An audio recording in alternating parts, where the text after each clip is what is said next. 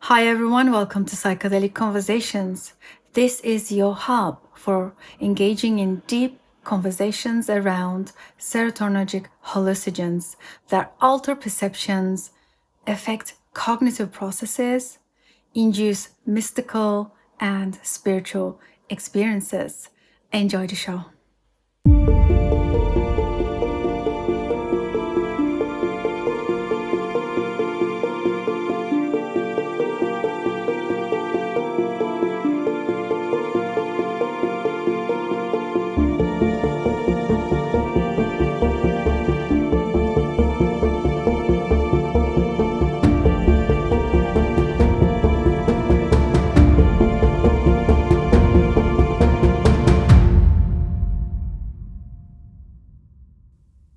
Hi everyone, welcome to another episode of our Psychedelic Conversations podcast. So excited to have you guys here, and I'm also super excited to have a special guest. And we also grew in friendship over the few months that I've met him. I came across his book online and it kind of blew me away, and I couldn't wait to share his story with you all.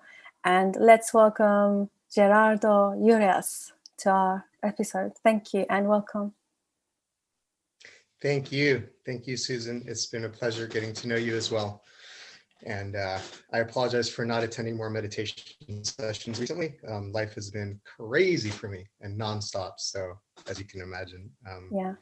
So I plan to hop back on those soon. But it's been a pleasure getting to know you. It would be awesome to have you back. And just for our listeners who are thinking like, what is this meditation is about? So we also have a meditation Facebook private group for those of you. I always say that for the seekers, by meaning, people who are really seeking to improve, self-develop, and also, it's a personal development group where we kind of get together and meditate weekly. So if you're interested, get in touch with me so you can be added to the group as well.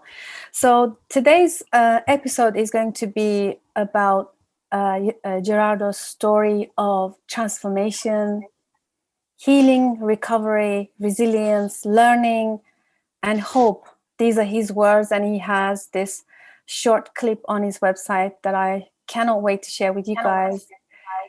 It was super moving. And these are his words, and I cannot wait to dive deep into his story. He is also the author of the book Taking Back My Mind, his recovery with psilocybin. So let's dive into it and give us a bit of a context. How did all of this start, and how did you come to the place that you're now? And you're just kind of leading this whole therapeutic use of psychedelics, specifically psilocybin, and advocating the therapeutic use. So tell us about your story, please. Yes, it's a bit of a long story now. It's been about 4 years, maybe 3.5 years or so. So the story is ever evolving. If we go back to 3.5 years ago, life was much different, much different. I was living in Mexico. I was married. We had started a vacation rental business. Life was really pretty epic on paper. Underneath all of the good times and all the successes that we had, there was a lot of trouble sort of hidden underneath the surface as far as my marriage. And that was the domino that tipped everything over. And the timing of certain life events. So marital issues led to a very quick divorce, a very quick separation that caught me off guard out of the blue, though after reflecting, it made sense. But that caught me off guard. And so that started the downward spiral pretty much. It was very abrupt. It was, overnight, really, almost. And then a few weeks after that, my dad passed away So just a snapshot, I was living in Mexico, running our own business, and then this happened, and I thought, whoa, what am I going to do? So I decided to go home for a bit to be with my family. When I went home, my dad passed away. He had a major stroke, and after that stroke, 2 weeks after that, he passed away. So so the marriage, the separation, and then I'm sitting here watching my dad, his body shut down, helpless. There's nothing we could do. That was really difficult. Then I had some health issues. I was also going deaf at the time. I had this rare condition called Autosclerosis, where the middle ear calcifies and stops transferring sound. It's a long process. It's somewhat hereditary, they believe. It's not fully understood, but I had lost hearing for the last 2 years. It's slowly diminished and diminished. By the time I got checked out, which was after my dad passed away, I had lost about 80% of my hearing, and I didn't notice it because the sounds that you stop hearing is environmental sounds like the ocean and traffic and birds, and your world just starts getting quieter and quieter, but you don't really notice it until it becomes more obvious that I couldn't really understand what people were saying. In restaurants, it was hard to focus on a conversation. So that added another layer of of craziness and feeling of isolation, of course. So I already kind of felt isolated from all this. I didn't want to talk to anybody about my separation with my wife or my dad. All of it was all bad news. And this isolated me more because I was self-conscious about my hearing, and my world just started getting darker and darker. So that started a downward spiral, and it just got worse and worse every day over the next 10 months. And worse and worse, I mean like really rapidly declining. Hospital visits for panic attacks and anxiety attacks, not wanting to not being able to get out of bed or do anything or talk to anybody. And then it led to, I was just self-destructing, ended up in jail because of my behaviors. And I was kind of hoping that an accident would happen because I wanted to die. So I wouldn't say I was completely suicidal, but I definitely had suicidal ideations. And I really just wanted to disappear. And that was getting worse and worse. So I'm pretty certain another month or two of that, and I probably would have started planning something, I imagine. Wow. So that's 10 months into it. And I did try therapy. So I went through like 4 different therapists. I went through the normal ways of dealing with depression, which is therapy, antidepressants. I tried 2 different antidepressants, tried everything that was available, to me. The therapy didn't work. There was nothing, at that point, there was nothing anybody can say that could bring back those things that I felt were necessary for my life, my wife, my dad, my life in Mexico. I lost everything. So I lost the business, my home in Mexico, all of it, finances, all of it just gone. Yeah. So rationally, I was just thinking it's not worth living life. I worked years and years and really my whole life to kind of create this dream, which I achieved.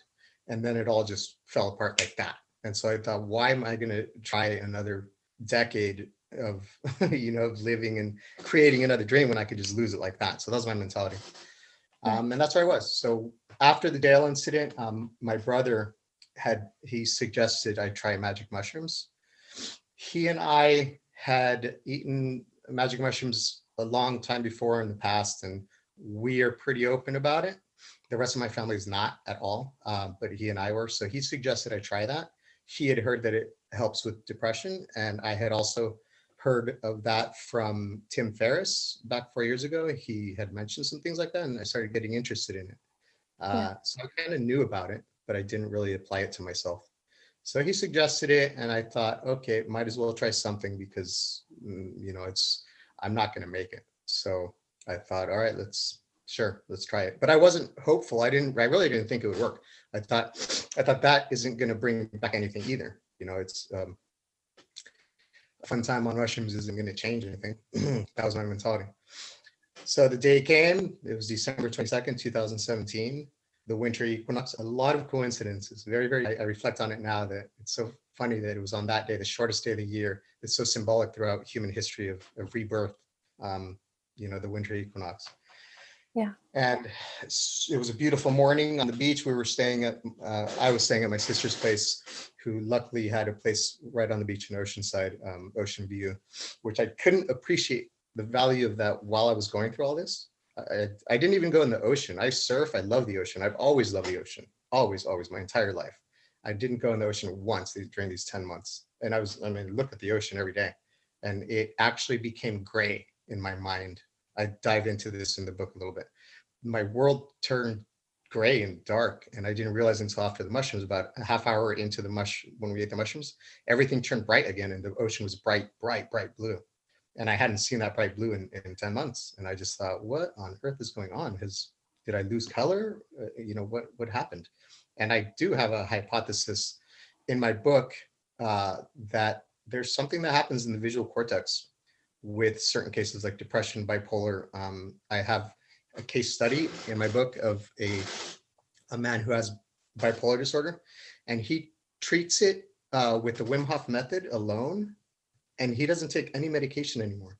When he started the Wim Hof method, he as well regained color. So his world became black and white as mine did, and it was like that for quite a while, I believe. And he started getting into the Wim Hof method, which maybe we can dive into that a little bit later, but the brain activity of this type of breath is very similar to the brain on psychedelics, the brain activity. And so during one of his sessions, he regained his color, and he came down excited to tell his family, and he was like screaming, "I can see in color, I can see in color." And they thought, well, he was kind of crazy at the moment, but that continued, and it really did bring his color back. So the same thing happened to him through breath work as happened to me through psychedelics. Very interesting. Yeah. So to go back to we ate the mushrooms and took a walk down to the pier, and then that turned into a whole day on the beach, walking and talking and having a magical day. And all these feelings of joy and peace and gratitude came back. It just came back, sort of bypassed the mind, and I felt good for the first time in 10 months. I felt wonderful, euphoria and joy and happiness and all of it. And that lasted all day. And that's it. The depression never came back. So it's arguable that within an hour, I eradicated my depression. Yeah, it's a powerful argument that something so, one session can make such significant transformation, right?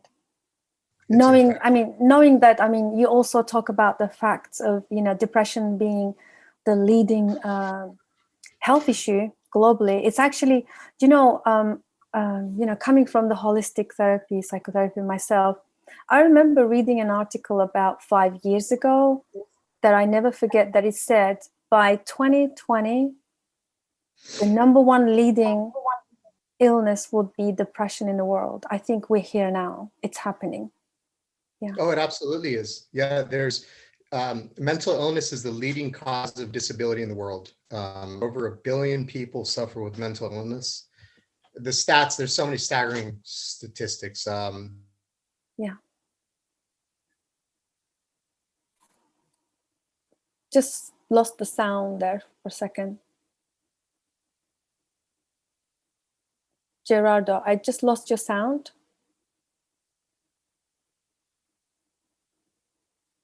This is current right now. They just did a survey. The company that did the survey, I have it here. Let me take a look really quick. It's called Field Trip in the UK. They did a survey of the current state of mental health, the UK and the United States, and 8 out of 10 adults are suffering from some sort of depression as a result of COVID. 80% of people right now are suffering from sort of mental illness. It's the worst and most important problem in the world, I believe, which is why I'm diving so into this work, because we have these solutions. Again, one time, and I don't want to say one time it was gone, because it's been continual work and it is forever work. this work that I do now on self-awareness and self-improvement, it's a lifelong thing. It's just the journey starts like that. It opened the door. It's not that I just took this mushroom once and then I've been happy ever since.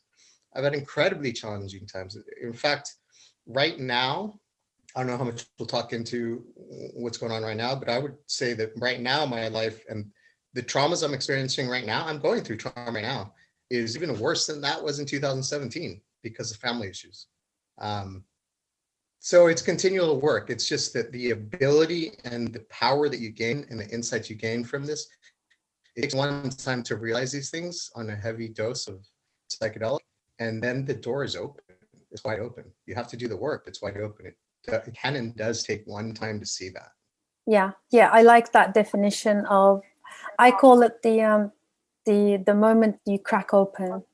It kind of cracks you open to what's really happening, and then from there your work begins, right? That session was enough for you to give you the enough insight to begin a different path. Right. Exactly. It's many ways of explaining it, describing it. I think a huge element of it is it sort of wipes clean the memory, the stress memory that's in your body, that's in the cells of your body. Your body has a memory. The cells have a memory, and they accumulate stress, and that's how we can function in the world. We don't think about when we walk and talk, we just do it. So you build up the stress, and that's kind of the story that your subconscious absorbs and creates your whole life. So it's sort of like it wipes that memory clean somatically in your body. And then you know, like I said, I didn't have to think about why I was happy or joyful or euphoric. I just was. So my body just felt this euphoria, that stress and anxiety and depression that I had been feeling literally, physically, was wiped clean and replaced with euphoria. So in a way, it's sort of like a reverse PTSD, which I really do feel it works that way. If you have a traumatic event, your cells are going to remember that, and to survive, it needs to remember that so you can stay clear of that danger. Well, it works the other way too. If you have an extremely euphoric experience, your body's going to remember that. It wants that, so it remembers that. So you can balance out the spectrum of PTSD in that way with psychedelics. That's so beautiful, because I think that's one of the leading researchers at Johns Hopkins University when they did the psilocybin research. He called it the cognitive repatterning, where you kind of replace the memories with, you know, but also you need to feel it somatically. And coming from the somatic experiencing background, I really understand how the traumatic events and sensations and emotions are trapped in the nervous system, and somehow psychedelic medicine or psychedelic that are under, you know, safe and under safe setting and also intent can give us a reboot, or at least a reset on that nervous system traumas that we, you know. So this just kind of makes sense. And I think one of the things that a lot of people don't really understand with how the psychedelics work is truly it's, I always say there are tools that can help us reboot the nervous system, meaning that we can finally let go all those memories, all those trapped memories, and all the, you know, the body is the hub that kind of carries and contains all of these things that continually, with the feedback loop cognitively, we keep repeating, like any of those. I mean, one of the leading experts in the somatic experiencing, for example, Dr. Peter Levine, he says in the nature, like animals have these physiological processes where they kind of allow the body to let go of and release the effects so that they are trauma immune. And then how come humans are not? Because obviously humans have these inhibitions, right? Because we have evolved cognitive brain where we just don't allow the body to do what it's designed to do, which is release trauma, right? And it just kind of makes sense that to understand. You said earlier Wim Hof method. I do believe that there are not just psychedelics, but there are so many methods that we can use to do the same work, right? Oh, definitely. Absolutely. I think that's probably the main point of my book. The main thesis is, and I dive deep into those three areas of psychedelics, the Wim Hof method, yoga, meditation, Mhm. and flow state. So I kind of compare how each of these can get you to that same transcendent psychedelic experience, quite literally, through all these different means, only one of which is psychedelics. Breath work can take you there. It just takes work. Yoga takes work and meditation takes work. It's difficult. So psychedelics, in a way, are kind of a hack to get there quickly. Although I don't like to use the word hack, but an analogy would be, the psychedelic experience is kind of an overview of yourself, of your life, of life in general. It's sort of like raises you up to that 30,000-foot view where you can kind of see a lot. And Mhm. so if life is a mountain or a pyramid, Maslow's hierarchy of needs, you want to get to that top part, that peak of enlightenment, of finding your purpose, of just self-fulfillment. If you want to reach that peak, it takes a lot of work. The psychedelic experience could take you there to get a glimpse of it. So it's like hopping in a helicopter, going up to the top of the mountain, and then you see it and it's real and it's true and you feel it. And you hang out there for a while, but then you come back down, obviously, and then you have to integrate the experience. Ultimately, you want to get back up there, but you have to climb it yourself eventually. So a psychedelic experience is like going in a helicopter to glimpse what you're trying to get to. It's real, so that you can feel it and trust and believe that it's real, and that means that you believe in life, in the universe, which means you believe in yourself, and that's where all of this starts. So that's the benefit of psychedelic experiences. Okay, meditation it is worth it to meditate, to do yoga, to do breath work, because you've seen it and you know it. I love the analogy. I really love the analogy. So in the therapy work, when there is a saying, like we always talk about that, this very specific, it's very related to what you're saying also, that if somebody is in an abusive relationship, they won't be able to see that they are in an abusive relationship until they kind of pull themselves away out to look from a bird's eye perspective.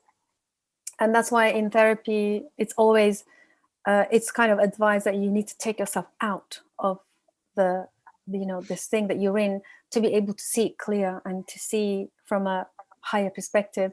And it's the same thing. I think psychedelics do allow us to they rip us out from that, the thing that we're in so much, is kind of immersed in that thing, and give us a bit more kind of perspective, so that we can decide how now that we know and we're aware, because it's not that easy, because a lot of people, who are in the self-development spaces, they always talk about, oh, it's a mind shift thing, it's a mindset game, and you just have to decide and you just have to take action, you just have to do it, just go and do it. But it's not as simple as that. When you're in it, you cannot see it. So, and one of the profound things that psychedelics allow us to do is just have that perspective. So thank you for that analogy, because it's almost like the principle in everything.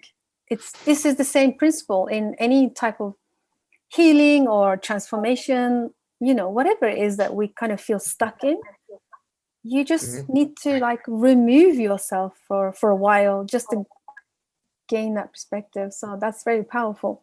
So now, what I wanted to ask you is that someone who's gone through the depression, you really understand the mechanics and the workings of how this evolves. It's quite sneaky, it just kind of sneaks up on you, and then suddenly the events kind of helped you to open up to this thing that was kind of brewing in a way. And sometimes this was, you said something along the lines, it was already there, but then something needs to happen for it to surface.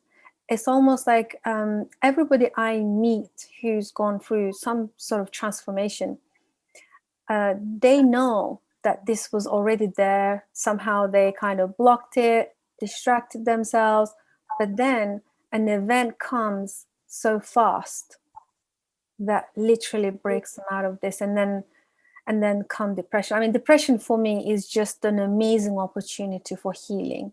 But unfortunately, in the modern world, we don't see it as an opportunity for healing. We see it some kind of an illness that needs to be stopped. Just given SSRIs, and then the person kind of numbed out. So how do you feel about that? I mean, do you agree with me that I think depression is an opportunity for healing? I think it's the greatest opportunity, I would say, if anything. Oh, absolutely. Absolutely. It is. I think from my experience,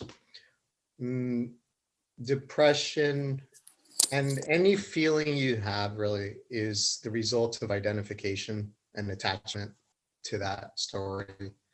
So during my subsequent psychedelic journeys and all of my meditations and breath work and all, I get lots of downloads and lots of information just kind of present.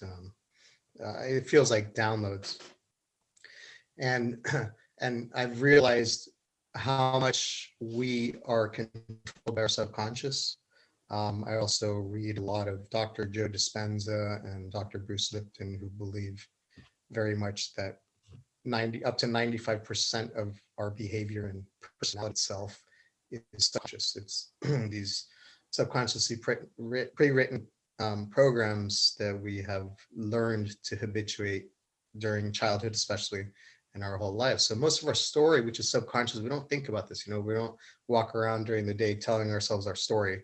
We don't literally say, you're worthless today. You just think it, you believe it. It's just already there, and that's kind of what guides you, and this guides how you view the world, and how you view the world is how you behave in the world, and then that forms your personality.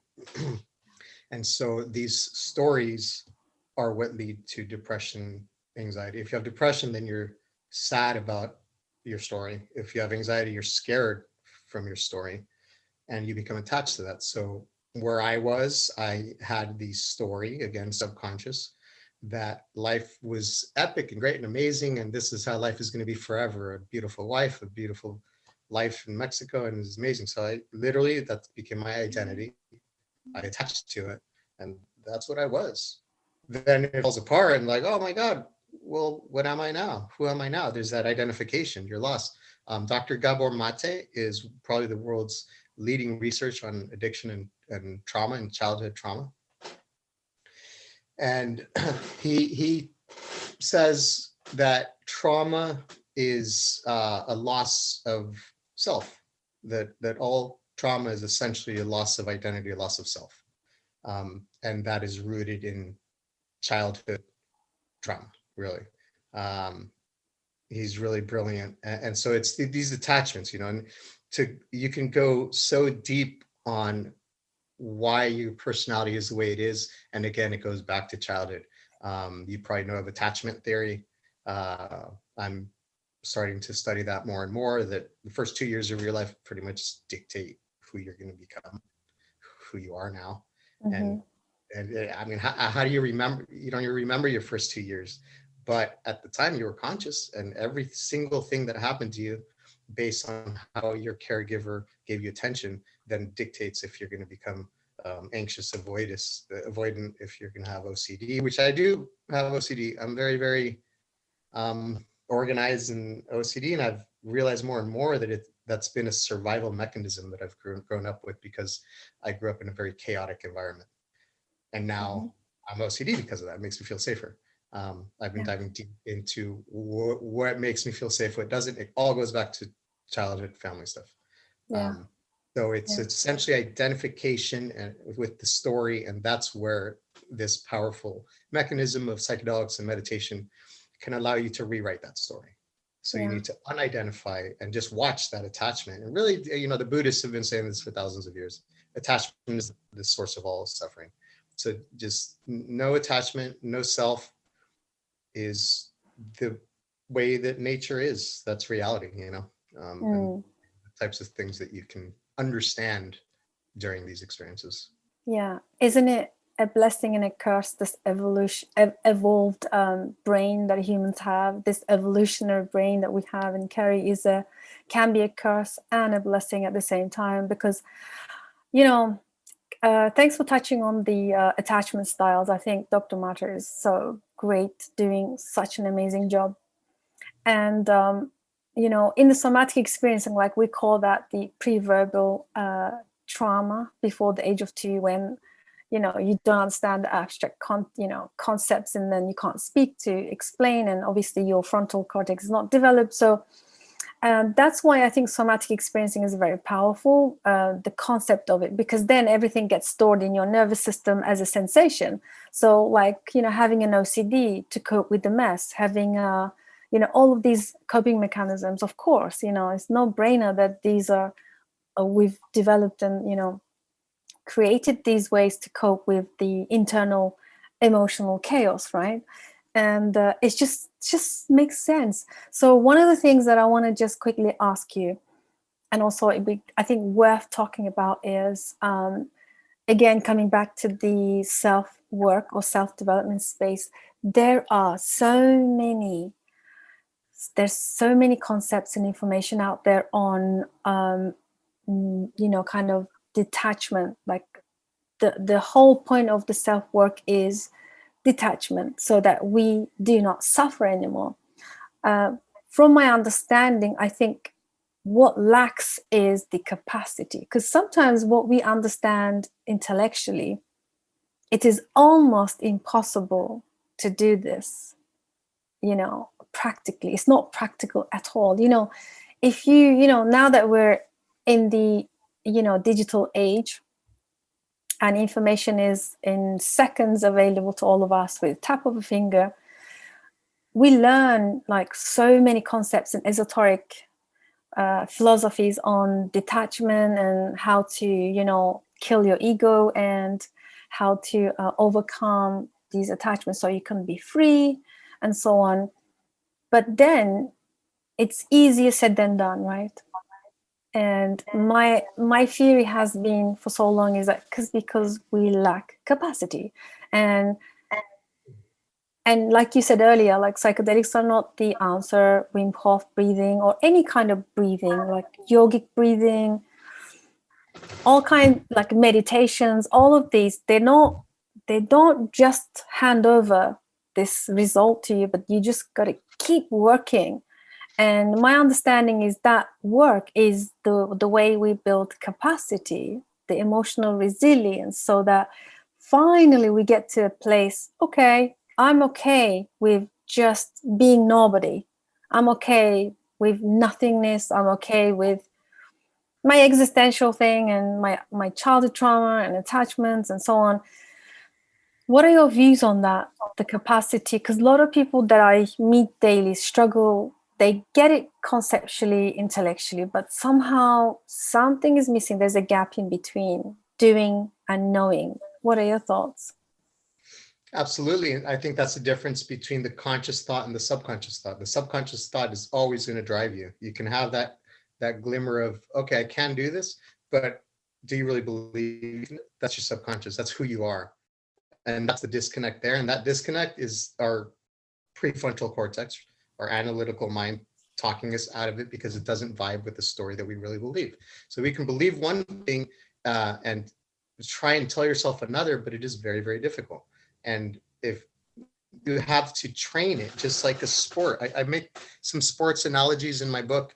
A quote by Jim Laura, I believe it is. I forget if that's who it's by, but it describes it very beautifully, that we build mental, emotional, and spiritual capacity in the same way that we build physical capacity. So just like a sport, just if you want to get better at surfing, you have to practice. You have to practice. Exactly the same way we build emotional, mental, and spiritual resilience. And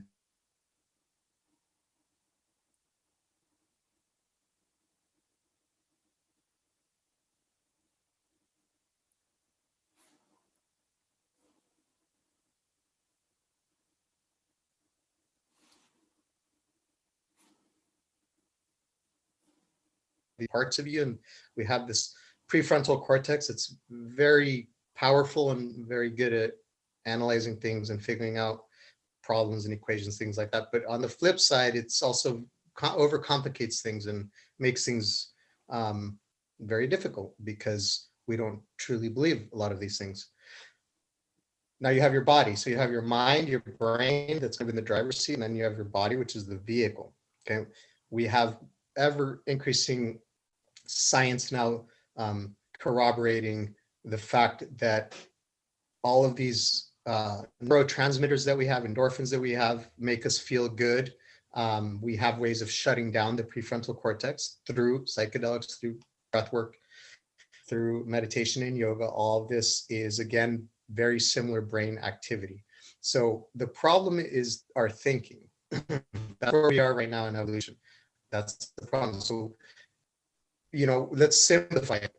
Your life is riddled with anxiety and problems, and you're just really, stressed out all the time. It's not external stress that's causing that. It's your brain that's causing that. It's your thinking that's causing that. There's a big philosophical aspect of this, which I dive into in the book, but I won't go too deep into that in this part of it. I want to get into the physical part. Pretty much the process is you shut down the prefrontal cortex, shut down that thinking. So that's meditation, breath work. I do it through breath work every morning. That's why I start my morning the way I do. I do 20 minutes of yoga. I'll do Wim Hof method. That completely shuts down the brain. The default mode network, it's called. I mean, this is all hard science now. Your default mode network is your posterior cingulate cortex, which connects your prefrontal cortex to your amygdala, your hippocampus, which is your primal brain. So you have fear and emotion regulated by your primitive brain here. You have this your posterior cingulate cortex connecting that, primary consciousness to your prefrontal cortex. It's a mechanism. And that mechanism is the storytelling mechanism called the default mode network. This is all come out of the last few years of, last 10 years of psychedelic science. So we know we can shut that down. That means shutting the storyteller down. And then you're in this blissful state of peace because all of a sudden you also have endorphins running through your body and serotonin and dopamine, and you feel really good. So if you can shut down that thinking and you can make yourself physically feel good, that's somatic therapy. So you can use your physiology to change and alter your psychology, to elevate your psychology. So use your physiology to elevate your psychology. With an elevated psychology, a higher state of being, a happier place because you feel good. You're gonna be happier if you feel physically good. Then that becomes a self-feeding loop where it then affects your physiology positively because you feel better. So you're more likely to go out and do some exercise, for example. And then that makes your psychology, your brain feel better. And then you just keep that going. We live in a physical world. Everything has an equal and opposite reaction. So a downward spiral, we know very well how easily that could happen. You can not easily, but you can reverse that into an upward spiral by doing these things, by shutting down the brain, making your body feel good, breathing, getting endorphins flowing, and then that upward cycle. It takes work. It takes practice. That's why we build mental, emotional, spiritual capacity in the same way that we build physical capacity. I love that. And I think it was Rupert Sheldrake he mentioned on, I think, Ways to Go Beyond. I think that's the book that he was mentioning, the similar thing. And I can totally agree with you. And I have my own experience as well, because for years, I worked with a yoga instructor, my teacher and friend at the same time. We practiced together. And I remember the very first time I heard her saying, if you can just hold the pose long enough and you think this pose that you're holding is quite painful, try and not break out, because that is going to give you the resilience. Just like you said, the physical resilience, then also it's going to build the emotional resilience. And her way of saying is that those physical poses actually rewiring you for emotional resilience. And I was like, where is the connection here? Like, where is the connection? But now I truly get it. That's how we build the emotional wiring. And and then she said, like, how you hold that pose despite it's painful is how you're going to deal with obstacles that coming in your way. It's just so profound, so simple, but so profound, right? Right, it is. I had that aha moment when I started getting into yoga, probably a few months into my journey, like 3 years ago. Yeah. And I made that connection. That's physical training for how you are out in the world. You're training your body. Again, you're training the muscle memory in your body and in your lungs, the way you breathe. I've noticed very much throughout this journey, when I am stressed, I notice my breathing becomes shallow and rapid. In periods of my life when I am not stressed. So for the first year and a half of this journey, I was like on cloud nine. I was in heaven every day. It was somehow all stress was gone, and I was so happy. I was skiing a lot. I was living in Lake Tahoe. I was really living an epic life still, and my breathing was deep and controlled, and so it's this muscle memory. Your brain is in a state of danger or in a state of love and peace and joy, and then that signals to your lungs how to breathe, whether you're in parasympathetic danger or in sympathetic nervous system danger, or parasympathetic, which is rest and digest. And so that tells your body and your lungs how to act and how to behave, how to breathe. So you can circumvent that through yoga, through forcing, controlled breathing, even through stressful situations physically. That's going to carry over into stressful situations emotionally, and how you can still circumvent that through the breathing. Then you can cut that and again, reverse engineer that machinery. So you start with the breath that reverse engineers the cascade of events that lead to sympathetic activation. Yeah. Essentially bringing you out of sympathetic activation back into parasympathetic activation. And that's a huge point that I really try and break down in the book, is to realize we have this power. We absorb this victim mind frame a lot of times, and we kind of feel that life happens and then however you feel as a result of that. And so it's normal to be stressed and there's not much we can do about it. We just kind of struggle through it. But that's not true at all, because what is anxiety? Anxiety is literally activation of your sympathetic nervous system because you feel like you're in danger. Through the Wim Hof method, we now know through science that we can alter that. We can shift back into parasympathetic through breath, through ice cold exposure. So if we can control the underlying mechanisms of anxiety, which is activation of that nervous system, we can undo that as well. So if we can control our both systems of sympathetic and parasympathetic, which that's life. Life is a dance and oscillation of those two systems. You're always in one or the other. If we can tap into that and control that, that means literally you can control your anxiety. That's what I'm living. That's real hard science. So I want to just dispel this victim mindset that is subconscious. That's why we believe it so much. It's subconscious. And start to realize, oh my God, I can stop the anxiety through these physical practices. So take all dogma out of it, take all woo-woo, anything out of it. And again, take even the psychedelics out of it. Wim Hof method alone, you can realize, wow, the power. And that's why I started the Wim Hof method in the first place. I read that this guy climbed Mount Everest in his shorts with nothing. So I was like, I'm going to do what that guy does. And that's what I'm doing. And so anxiety is I get a lot of anxiety these days. It's very stressful right now in my life.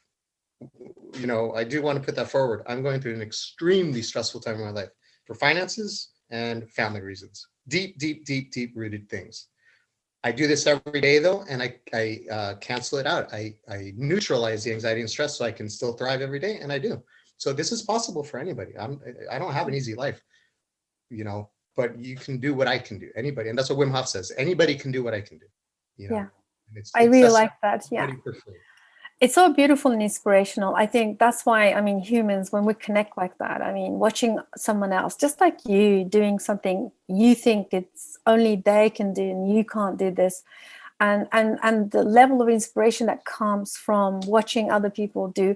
Thanks for also reinforcing that the life is messy. Life is, you live in total mess, continually.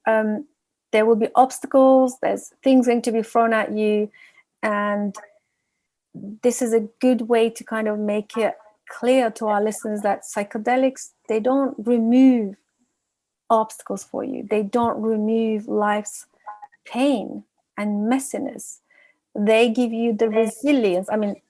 such as psychedelics, but anything, like you said, any other tools that we can practice, they give you the resilience to deal with and respond to it differently than just the victim mind thinking that everything is happening to me, right?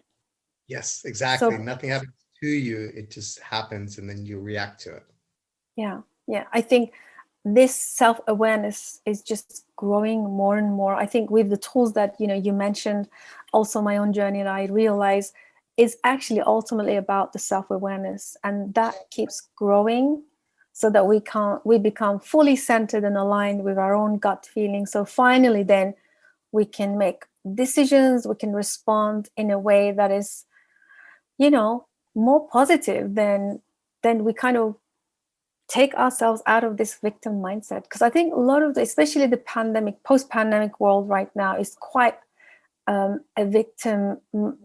victimized, like the world in a very interesting state right now with so many job losses. Like, you mentioned earlier of our conversation that probably depression and other mental issues going to spike more in the next few years. And I know that we have developing more kind of technologies such as like microdosing is another one with psychedelic. A lot of people are getting into the microdosing, and also like we have a lot of amazing people doing research studies really fast, and the psychedelic therapies are now hitting the mainstream news, and almost even the most unexpected mainstream news you wouldn't read, like you wouldn't expect to read anything to do with psychedelic, and now they are publishing so many things. So I think I feel like we are in a good place in time where yes, there is chaos, there is pandemic, there's post pandemic, which is going to cause a lot of PTSD and other mental issues, but at the same time it's kind of pushing everyone to come up with fast and effective tools. That's kind of hope. It gives us hope, right? And I think you mentioned that on your video as well. Definitely. I don't think it's a coincidence, this time that we are in human evolution with the climate catastrophe that we could be facing, with the problems of human division. All of these things, I believe, can be solved through self-awareness of what creates division, of how we can live more in unison with nature. I have another analogy in my book of how humans need to start behaving. And it's generally speaking, this is why I love the philosophy that I write about, Stoic philosophy it's called, because Stoics believed that nature was synonymous with God. So they believed that observing nature and applying those rules to your life is the best way to live. Is how God intended it. And so they would observe nature and then apply that to every area of life. And it's such a beautiful, beautiful philosophy. I think that's what we need to do. Go back to that. It's called pantheism. When there's atheism, monotheism, polytheism, and pantheism is nature is synonymous with God, which I do believe. So I guess I can call myself a pantheist. But humans in general need to learn to live in accordance and in unison with nature, in the same way that a school of fish move in unison in order to appear like a larger animal to protect against predators, or a flock of birds, for example, fly together because it's aerodynamically advantageous to work together than to fly solo. So these are the laws of nature. And these examples are everywhere in nature because the natural ecosystem, nature depends on that. That's the rule of law. And so humans need to learn to live in unison with each other, just like the fish do and the birds do, and with the natural world. And the law is that those who do thrive and those who don't perish. And we're kind of heading towards perishing. So that's what we need to figure out, and it's psychedelic and transcendent experiences that blur the lines of duality, that blur the lines of individualism. That's what could lead and eventually extrapolate out and manifest out into society to where there's less divisions. And that's divisions with all things. The climate crisis is a division between us and nature. We kind of feel like we we can just dominate nature, and that's not the way it is, you know. Nature is going to win one way or another, with or without us. So we need to restructure our perception of reality and blur that duality. So that's why this is so important and so timely. And I don't think it's a coincidence. I think in 3 years, it's been an explosion of psychedelic science. That's not a coincidence, you know? Absolutely. And I read and I heard from so many people in the psychedelic space, they said, oh, this is definitely not coincidence that the medicines have their own agenda, which I like to think that it is that. And I like the analogy of the birds flocking together. I think, listening to Jamie Wheal, the last sort of, his book, the latest book, and his philosophy of community-centric, becoming like humans, we need to become more community-centric again. And also like this individualistic, programming needs to come to an end. Otherwise, like you said, we're not going to survive. And I think a lot of the spiritual teachers and our, teachers of our time, and people who are in the front, the frontiers of this whole consciousness movement, they always say that we need to come together. Like, we cannot do this alone. Kind of like reinforces the examples, the symbols, the symbolic, explanation of the fish and the flocking birds. I think this, can we learn from this? Can we just for once like stop and leave aside our differences and stop serving this individualistic, I call it the borderline society, like with the technology and the growth of the digital age, living in a digital age. A lot of people talk about platforms like Instagram and those kind of platforms. They are kind of promoting and reinforcing the narcissism, those kind of personalities. But I feel like the way we live in the modern world is actually more borderline than narcissistic, because the borderline for me, it represents very much individualistic, sort of like nihilism, and just kind of destroy, destruct, kill. If you don't like somebody, block them. If you don't like somebody, fight them, tell them their insights or their wisdom sucks, or that it's not worth listening. And this is a very, very kind of like borderline way of living. And I think this is where we are. And finally, we're coming together and understanding the self-awareness is growing in each of us, that is kind of leading to us the more community-centric, living. Hopefully that's the intention. But what are your thoughts on having these communities together, helping each other, so that we can, change the dynamic again and go back to those, initial, like not so tribalism, but at least, sort of coming together and doing this thing together? Yeah, it's necessary. It's completely necessary. You study the human history, thousands of years. It's been indigenous societies working together.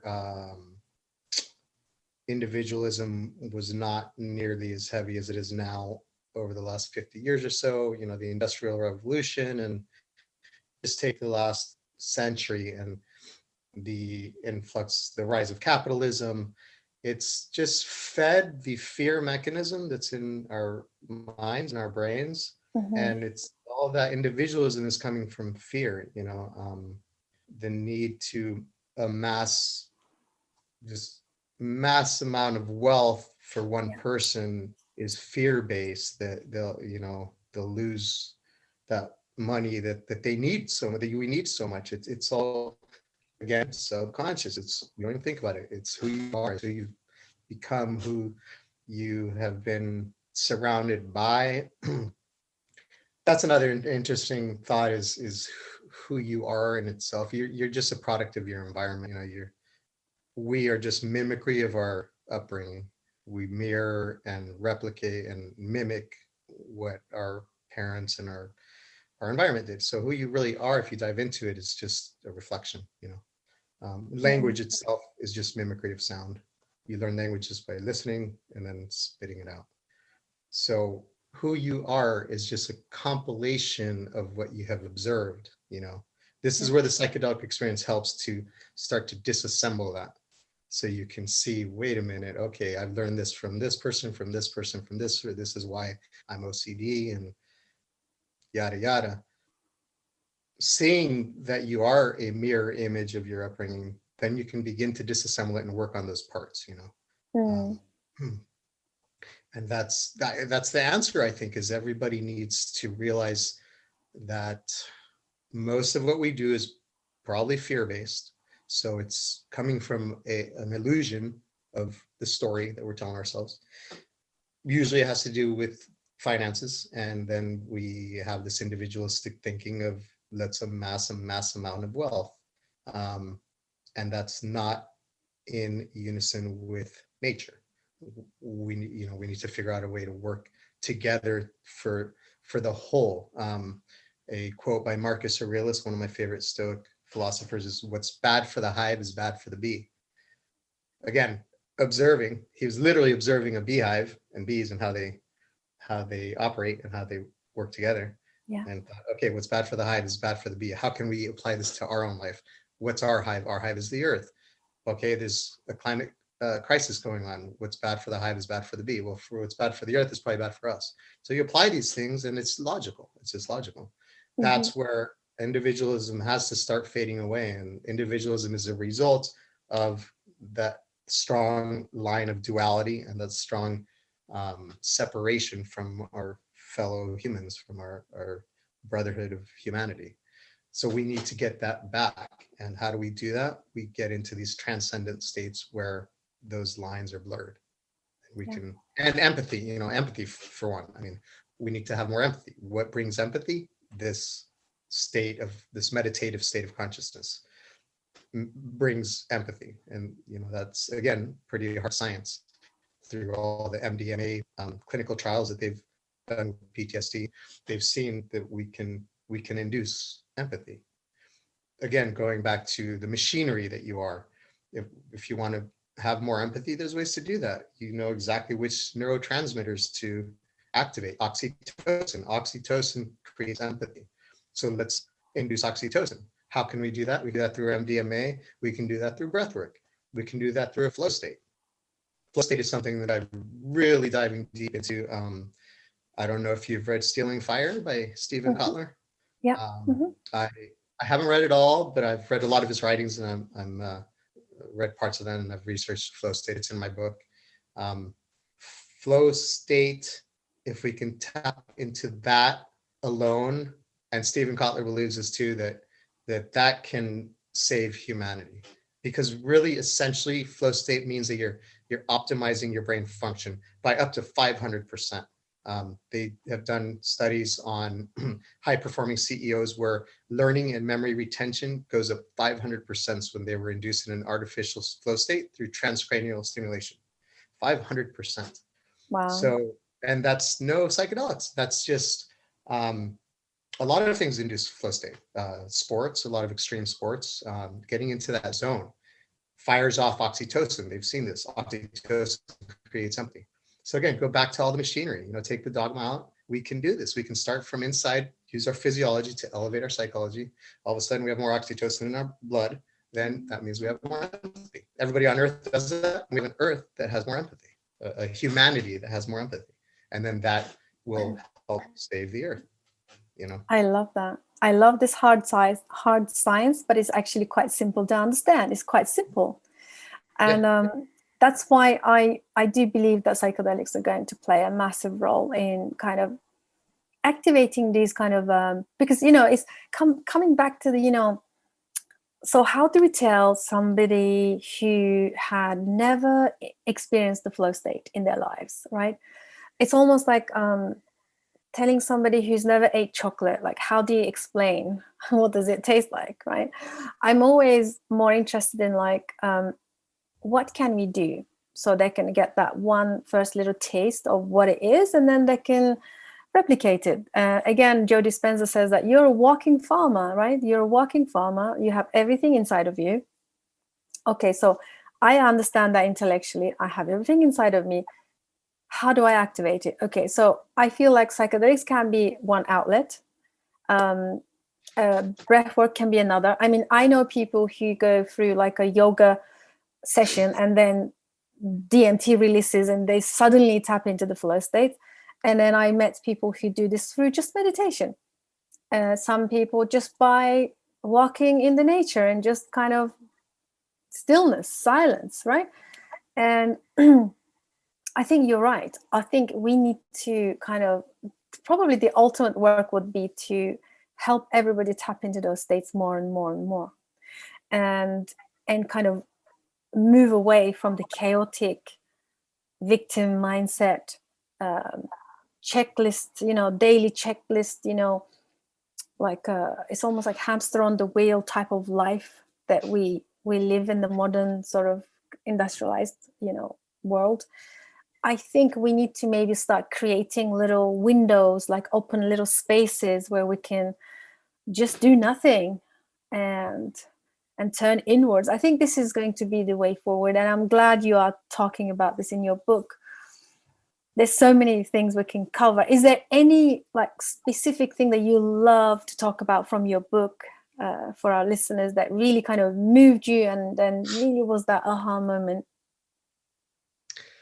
Moment in my journey? I'm sure there are many, but there are, but since we're on flow, an epiphany I recently had is that all of this research, specifically with flow, is pretty new to me. I think I've started reading about it maybe a year or two ago, and in the last few months I've been definitely diving a lot more into it. But understanding how flow works, feeling it, knowing how to induce it, I've realized that my entire life, after my 20s, so I moved to Germany, to Europe when I was 19, no, I think it was 20. And from that point on, I never really stopped traveling. I sort of had a really amazing life. I became a big skier. So I got really into skiing and backcountry skiing, and then it's very extreme skiing. And I fell in love with that. And that's still to this day my sport. There's nothing I'd rather do than ski a big mountain on a 4-foot powder day. That's flow. That's the essence, for me, the essence of flow. And it is, because in extreme sports, you're confined to the present moment for survival's sake. So your brain, you don't have a choice at that point. You're not going to think about anything else because your body is surviving. Your subconscious is now in control and you need to survive. So you're locked into it. During that flow state, from flow science that we've now uncovered, all 6 neurotransmitters are firing, all of them: serotonin, dopamine, epinephrine, norepinephrine, oxytocin, anandamide, which is the first cannabinoid ever discovered in the human body. So you activate your endocannabinoid system, as well as endorphins, feel-good chemicals. The word endorphin comes from the word endogenous, which is from within the body, and morphine, which is our analgesic system or painkilling system. So that's what endorphins are. That's that runner's high. So all neurotransmitters are firing. That's why it's the optimal state of existence, really. Okay. Yeah. This is where they're finding CEOs' creativity boosting 500%, everything across the board. They've done so many tests with military snipers. Their target acquisition goes up by like 40 to 50% when induced in a flow state.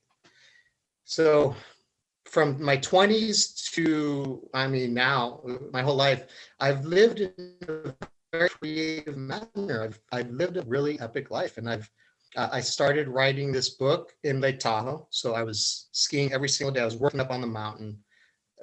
8 hours of my day were up on the mountain skiing. So literally in this flow state for like 8 hours. And now I realize that that's how I wrote the book. That's how I was able to do this, is because I was in my optimal state of existing. My brain function was optimal for a year and a half that I started writing the book. After that winter, I went down to Mexico and I was surfing like 2 months. So I would go surf and I'd come back and I'd write. I'd be motivated. I'd feel great. And out comes creativity. Conversely, when I came back to San Diego, kind of around, family and old friends and stuff, didn't quite believe in the book. And that creativity faded. Several times it's happened now, where my environment has made it impossible to write the book. So I've had to step away from the book a few times because of my environment, which was not in flow state. So now I see it clearly, right? Flow state, I was inducing flow state every day, and then out popped up the book. Out comes the creativity and the belief and the resilience to write the book.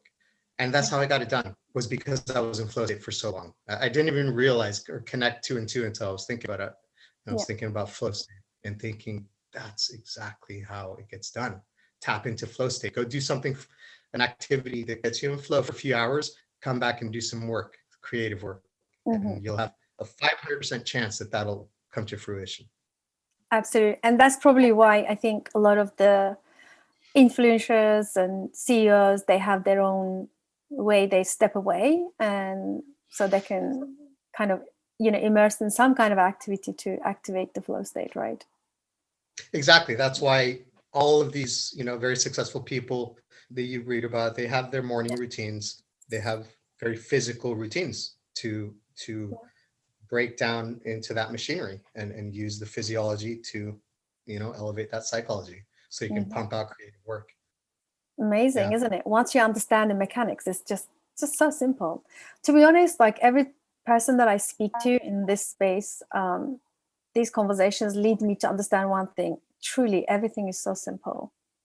Once we understand it, and even creating flow state, it's not some kind of like rocket science. It's just your body is designed. Your body is designed to do that. And yet we kind of indulge ourselves in this victim mindset and this toxic environment and unnecessary conversations, unnecessary addictive behaviors and patterns. So unnecessary, like, indulge in trivial and mundane stuff that keeps us chained and stuck. And yet there's so much to discover as a human being. I think that's also like kind of, we forget that our time here is finite, until we see a post or a meme that says, enjoy the ride. It's only like, you're only here for a brief moment. Then you're like, oh my God. But it doesn't last long. Like, and I feel like those flow states also kind of can help us keep on track and also like appreciate beauty and existence and knowing that this is finite, and just make the most of the time that you're here on the planet Earth. Absolutely. Absolutely. I carry a coin in my pocket with a quote by Marcus Aurelius that says, you could leave life right now. Let that determine what you do and say and think. So I carry a coin always with me. That's so beautiful. And that reminds me that, the big part of Stoic philosophy is embracing death. Because if you embrace death, you create life. Because knowing that it's going to end, if you can really taste that every day, it inherently makes you more grateful to be alive. So it's, it's training. Again, it's training. How we build mental and emotional and spiritual capacity is you train, and you believe it, after a while, especially thinking about these ideas during a psychedelic journey, you really believe these ideas because they are true, and for me, there's always that sense. I've trained myself to, every morning when I get up, I do my routine, I read my quotes, and I know those are the truths, so it helps to understand, to your point, understand your body and how powerful it is, and all of these wonderful things that we can do with our neurotransmitters. And it's also equally important, I think, to know and understand that your brain, while it has this incredible capacity to feel great, your brain it doesn't primarily function to make you feel good. It functions to survive. So more important than feeling good for your brain is to identify threats. That's how we've made it this far. To understand that, because it's always going to be there. So that's always that rising anxiety and that fear. Your brain habituates to your surrounding, and then it starts honing in on threats. That's never going to stop. It's always going to happen.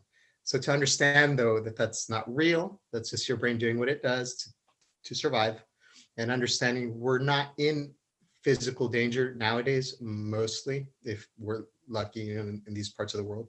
A lot of the world people are still in a lot of danger. But if we're lucky to not be, to understand that it's a fear-based illusion that your brain is doing, and understand it's normal. And then that's where okay, so the brain makes us feel scared, but the brain also has these wonderful neurotransmitters that can counteract that and neutralize that. So knowledge is power. So just understanding how the brain works, how your body works, which we can all do, and that's the point of my book, is to understand. I think if you read my book, people will have a decent understanding of the physiology, the basic physiology of how these fear centers work. And, just get to know that more and more, and you'll start to believe it, you'll start to live it. And then it's a slow transition to where you gain power over that fear, the fear centers in your brain. I love that. I mean, I remember a couple of years ago, I posted something like, the purpose of life is not happiness. And I got a lot of reaction, like, why do you say that? Of course it is, like a lot of people get offended. Mm-hmm. No, the purpose of life is, like, we are wired for survival. So you need to induce the happiness, it doesn't come naturally. Something like along those lines. And I remember having so many conversations and reactions from people and getting offended and so on. You are absolutely right, Gerardo. I think once we understand the mechanisms and how this machinery operates, which is our body and our mind, then things get simpler. Things get really, really simple. I think my life's work has been about this whole minimalist, the idea of, like, how you are so passionate about the Stoicism. I'm very passionate about the minimalistic existence. So, like, one of my core value is that my existence shouldn't, be a burden on anybody, my environment, for the planet, that taking that responsibility, I think. And by simplifying everything, we have a better chance, I think, creating more space for the things that we really should care about and really enjoy in this finite time that we have here. So that kind of aligns. Absolutely. I'm a super minimalist also. My whole life. I think that was sparked because of how much traveling I did. So naturally, I just wanted less so I can keep being mobile and a nomad. So for me, it came naturally. I was pleasantly surprised that the Stoics as well were very minimalist. They would do this thing called practicing poverty, so that you can stay grounded to reality, to nature. They'd go out and eat just the cheapest of food, wear the cheapest clothes. And this is like Marcus Aurelius, is Roman emperor for 20 years, the most powerful person on earth. And he would practice poverty, and he'd say to himself, is this the condition you so fear? So he'd go out for a few days or something and just eat basic, not buy anything, just have basic clothes. And then it asks himself, is this the condition we so fear? I think that would be so useful for people nowadays, to do that, practice poverty. Another quote by, I believe it's Anais Nin, I believe, is that she believes you should drop anything that doesn't have any living dynamic use, because any material possession or anything in your environment, really, they don't have any active living dynamic use, is a reflection of the mind and psyche of yesterday. Wow. Which it is.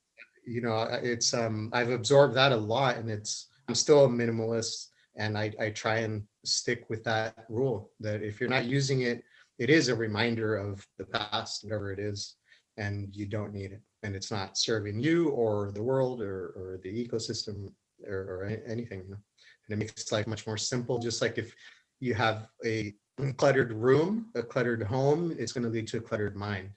So if you organize your room, especially like where you sleep, if you have a nice uncluttered sleeping environment, you're going to sleep better. They've done a lot of research on that too. What's outside is inside. I love that.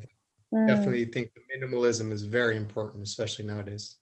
Absolutely. It's like what's in the micro is in the macro kind of thing. What's inside is also outside, reflection.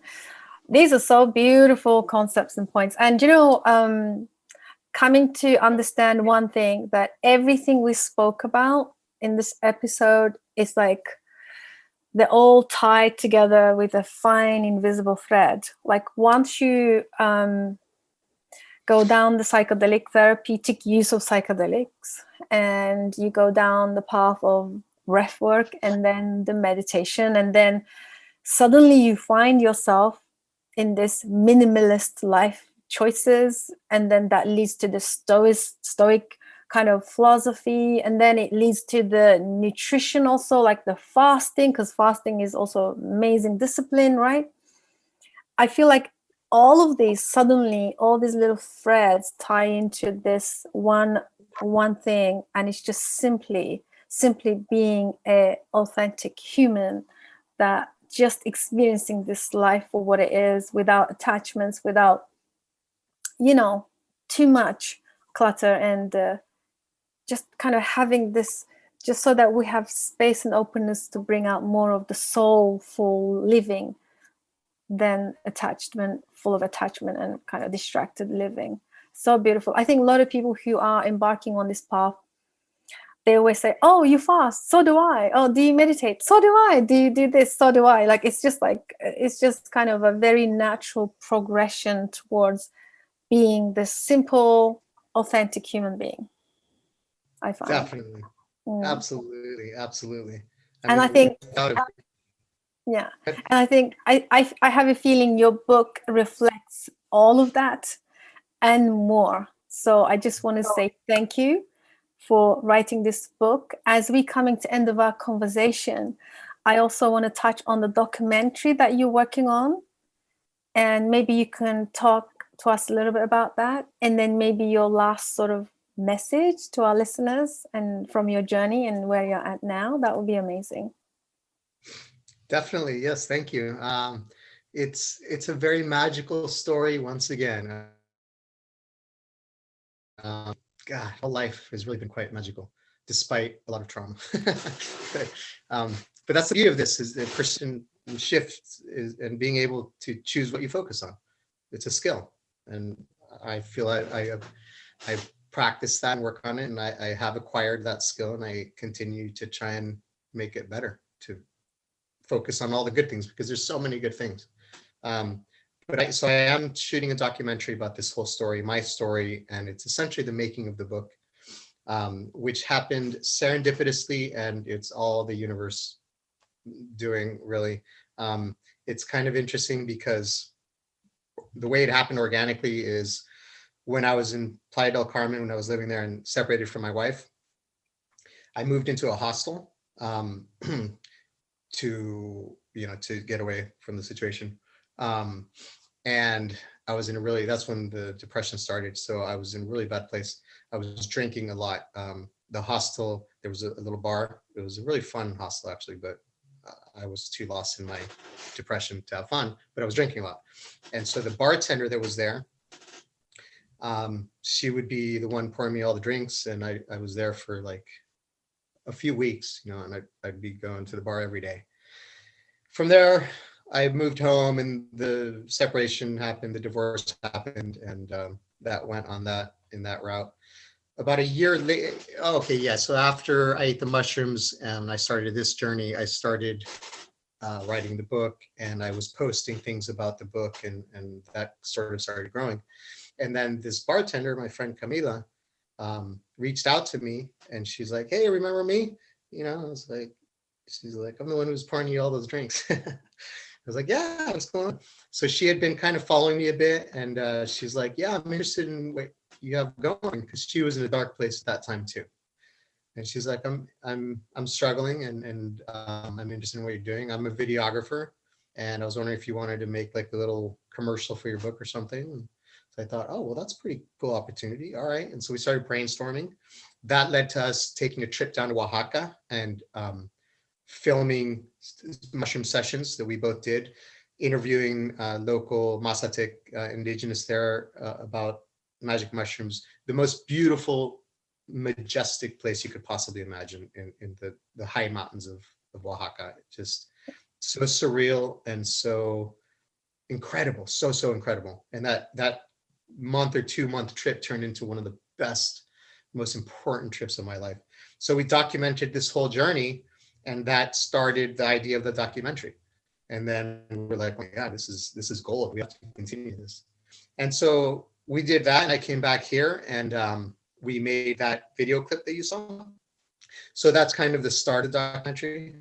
And then I have another friend here in Orange County who's a very good videographer too. and he wanted to help out. He put that whole thing together. So really, it's just two very talented friends that I have, just doing what they love, and I'm doing what I love, and we're just documenting it.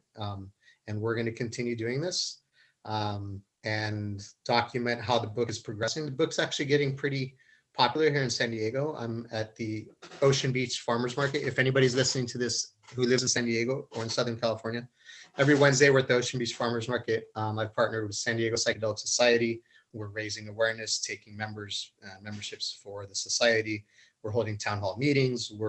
Things are really ramping up very quickly. The books are selling faster and faster. I'm actually sold out. I did a revamp of the book, updated all the information, a new cover, which I want to show you because it won't be the old cover in case anybody's looking for it. This is the old cover. Mm-hmm. And so I had my friend, who's a very good graphic designer, make an illustration of the day of my mushroom journey, my liberation. This is the poster for it. So this is the new book cover. So that's what beautiful. You'll be looking for. Oh, that's so beautiful. Yeah. I see. Yeah, I can see the book is evolving on its own. It has like own spirit, and people are, because I met so many people in my social communities, online communities, that have posted your book, that they've got it and they've read. Even a therapist friend of mine, he kind of checked it out and he's like, "Oh, you're in the psychedelic space. Have you seen this book?" I'm like, "Of course I have seen the book. It's my friend's book." And he was like, "Oh, is it worth reading?" I was like, "Go for it. It's absolutely amazing." And so I have seen a lot of people kind of tagging and posting the book. So it's congratulations. So that means that it resonates with a lot of people. Yeah, oh, that's so great to hear. I mean, I'm sure for any author, that's great news, of course. For me, it's great news that it's success, but success means that people's lives are touched. And there's been quite a few people now who it has helped them a lot. It's helped them a lot. Camila, for instance, this documentary originally was going to be on getting her out of her depression. She was in a really dark spot. It kind of morphed back into the book and what's going on with the book. But she's a lot stronger now. I mean, we're still talking, she's way better off than she was back then.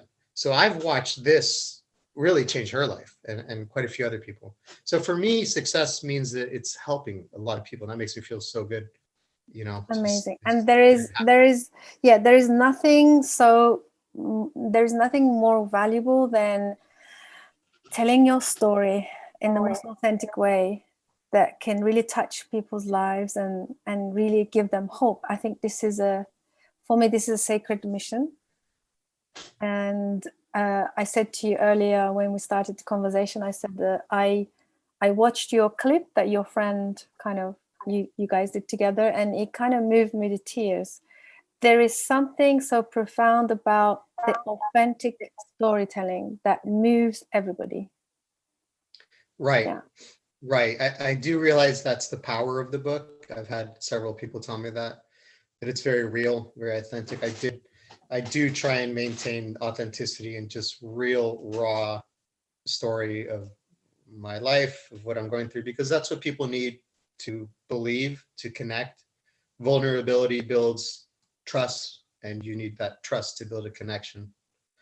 And so I know the power in that, the power of story. Rick Doblin says that one of the most powerful things in the world is the power of story, because it's real and you can see yourself in that person. If you really believe it's a true human story, you can see yourself in that, so you connect with it. And that's my mission, is to stay as open and transparent and honest as possible about everything, even the darkness, the bad thing, everything it's real, and that is why it's growing organically. And it's going to continue to do so. It's starting to accelerate. I really do think this is going to probably be a big book eventually, because I think it's necessary, and that's my mission, That's amazing. And thank you for doing all this work. And thank you for, we need to stop this trend that psychedelics are the answer and the cure. And from following your journey and hearing your story, everything you do is kind of counteracts that thing that people are looking for, that quick fix. Yet, you know, you keep telling everybody this is a lifelong process. You got to put the work in. Yes, they kind of put us on a path, but then it's your responsibility, and you take the ownership of the lessons and the learning from that, you know, initial experience from psychedelics, so that you can choose. Then it's up to you. That's a very powerful message. Yes, very much so. The re-education of psychedelics, how they work, their safety profile, and how to use them, how to incorporate that, what to do. That's why I wrote the book. That's what needs to happen. But we do have the solution, and that is it. And another analogy that I'll put out there for anybody who doesn't know how it works, and how to approach it, you want to be very careful and responsible about it. It is essentially almost the same as brain reconstructive surgery. So you know, a surgery of that caliber, of that much importance, isn't just so you have surgery once and then you're good forever. You know, it takes, first of all, preparation. You're not just going to go and find anybody to perform surgery on your brain. So you want to do your research, you want to do your homework, just as you would with that. You until you feel comfortable with, okay, I trust this guy with my brain. Your research, your work beforehand, and then obviously the surgery itself has to be very controlled in a sterile place with very qualified doctors. That process has to be very careful. So that translates into set and setting, who your therapists are, have you researched them? You know, the experience itself has to be very controlled and just like a surgery. And then afterwards, after brain surgery, you don't just go back out into the world and, you know, have a good time. You're going to have follow-up sessions. That's the integration work, and that continues. And then you're going to keep monitoring that surgery probably the next few years to make sure things are following along and not going back into where it is that got them in the first place. So that's all the integration afterwards. And that's the lifelong work of meditation, of yoga, of how to tap into this state without psychedelics, because that's ultimately the goal, really. Like for me, I would suggest people who want to go on this path to start with breath work, because that can kind of start giving you a taste of what shutting down the prefrontal cortex feels like. So it starts with breath work, and then you can get deeper into psychedelics and you can go on that path. But ultimately, like where I am now, it ends in breath work too, because you can get to those same states without anything at all, with just air. I feel DMT every day. So I can induce DMT every day. You get better at it. I don't need anything to get to these states. So it starts with breath work and ends with breath work, really, for me. Is kind of how it is. I love that. So the psychedelics can be used as like a unlocking your own pharma within, and then from there you learn to use your amazing chemicals that you carry within. I love that. And Yes. I think Rick Doblin said it the best. He said, you know, it should never be taken lightly. One psychedelic experience can take 10 years or more to really make sense of. I think it's so true and spot on. Absolutely. Absolutely. You know, just like, I don't know, I think it was Albert Einstein said, the more we know, the more we realize we don't know. Yeah. That's true. It is. So good to speak to you, Gerardo, and thank you so much for dropping the wisdom. There's so many golden nuggets just kind of here that you dropped on us, and really looking forward to the documentary. And I feel like we're going to have you back for the second episode to just sort of talk about your documentary and your journeys during the documentary and the things that you have learned and your progress. So can't wait to have you back very soon. And I will drop your links in the notes for our listeners if they want to check out your book and follow your journey. And if they want to kind of follow, do you have any YouTube kind of videos or anything like that they can follow you on? Yes. So the easiest way, I guess, is to go to the website. So the book is called Taking Back My Mind, and the website is thebookstitle.com. So takingbackmymind.com. And that's where I have everything. So there is the video that you were talking about, a few talks that I've done. I have on the media tab there, I have the podcasts that I've done, where this will be on there as well. A lot of information, just a blog on there also. And then I have all my social media links on the bottom there. So I have everything: Facebook, Twitter, YouTube, Instagram. So the easiest way, go to the website, takingbackmymind.com. Then you can choose your social that you prefer and follow me along on there and peruse the website. I'm having my marketing friend, upgrade the website, and there'll be even more information. Really, I want it to be it is a hub of resources, information. It's going to get even better. I'm going to be selling clothing too. So this is a new shirt that I made, Yeah. mushroom. And then on the back, I have just different. I'm going to put different quotes, if you can see that. Yeah. I can't read it, what it says, but I can see. It says here, I'll see if you can read. Can you see that? It says, confine yourself to the present, Marcus Aurelius. Oh, I love it. Yeah. Yeah. So that's one. That's one of the quotes I tell myself every day too. So I'm going to make a clothing line with different quotes, things like that. Hats as well. So I'll be selling those on the website too. So the website's kind of new and it's going to grow. So that's the best place to start, takingbackmymind.com. Amazing. Thank you so much again, and all the best on this journey. Thank you. Thank you so much, Susan. This has been a great conversation, and I would love to be back to talk again as things progress. Absolutely, because what I'm interested in, once your documentary is finished, I want to have a conversation on the Mazatec tribes and their take on that's a whole one episode, I think, and that's been on my mind to talk about, like, how these indigenous cultures are really looking and their perspective on the medicine. So I'm sure we're going to have you back very soon. Absolutely. Nothing I'd rather. Thank you so much. Thank you everybody for tuning in. Hope you enjoyed this episode. Do connect with me and maybe Gerardo. If you have any questions, drop them below, and we'll see you on the next episode. Bye for now. Much love. Thank you. Thank you.